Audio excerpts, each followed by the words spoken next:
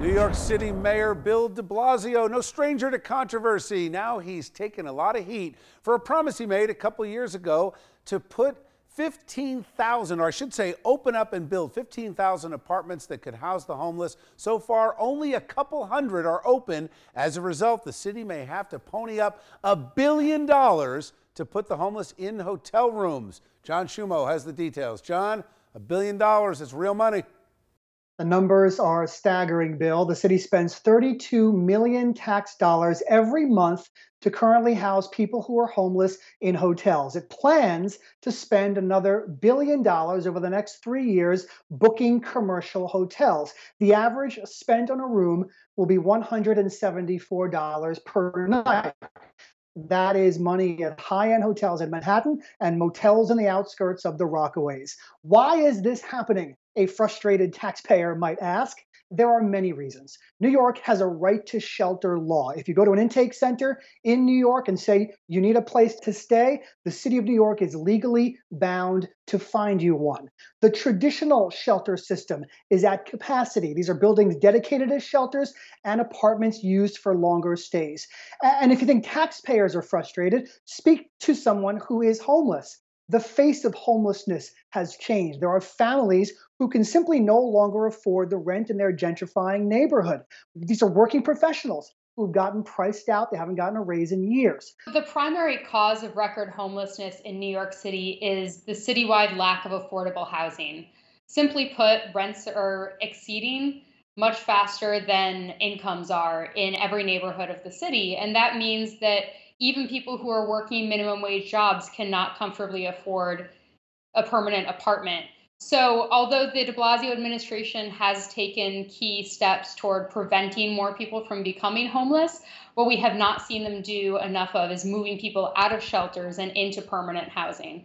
Bill, 2.5 years after Mayor de Blasio outlined his reform package, he said 90 new shelters would open soon. Only 11 have. Here's the most staggering number of all. On Sunday night, 60,000 people slept in the New York City shelter system. 22,000 of them were children. Many of them head up, wake up, and go off to school each and every day and return to a homeless shelter. It is a sad state of affairs when it comes to combating the homeless crisis in New York City. Bill?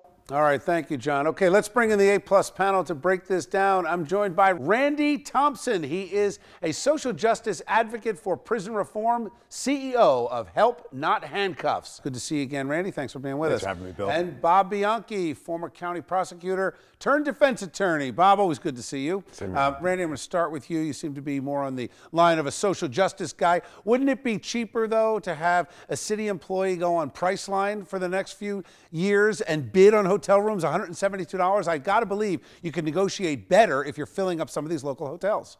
Well, I mean, the big issue is that you're always spending big bucks on housing insecurity, that you don't know if the person's going to have stable housing going forward. So sure, figuring out whether or not they can find an Airbnb or something that's cheaper, but doing that times 60,000 people is a monstrous bureaucracy in itself. So Bob, this not is easily solved. Disgusting and disgraceful. I mean, you've got a guy that campaigned on social justice. He's to the left of almost every politician out there, and these are their main talking points. Is it not embarrassing for him to go out and campaign on this and then utterly fail? Well, you know I'm not a big fan of a lot of the leftist things that we've discussed previously, but on this one, I want to know more data. I think his heart is in the right place. I agree it's a sprawling bureaucracy. It's very difficult, but at least he's moving forward. And the plan was a multi-year plan, so we have to see how that works out.